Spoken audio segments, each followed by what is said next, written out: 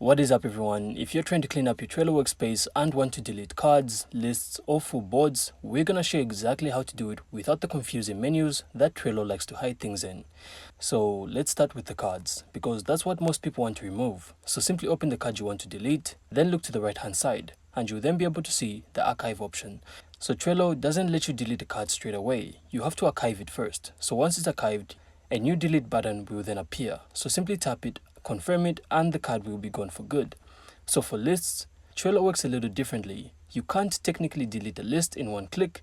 Instead, simply click the three dots at the top of the list and choose Archive List. That's Trello's version of deleting a whole column. So once it's archived, it's out of the way permanently, unless you go digging through the archive to restore it. Now, if you want to remove an entire board, this part really trips people up because the delete button isn't really on the board itself. So simply open the board you want to remove, then look for the board menu on the top right. From there, go into More, then choose Close Board. So closing a board is literally like archiving it. It's not going to be deleted yet, but after it's closed, Trello will then show you a new option that says Delete Board Permanently. So simply hit that, confirm it, and the entire board is going to be wiped from your account. So just remember, deleted boards and cards can be recovered, so just make sure you don't need anything before confirming.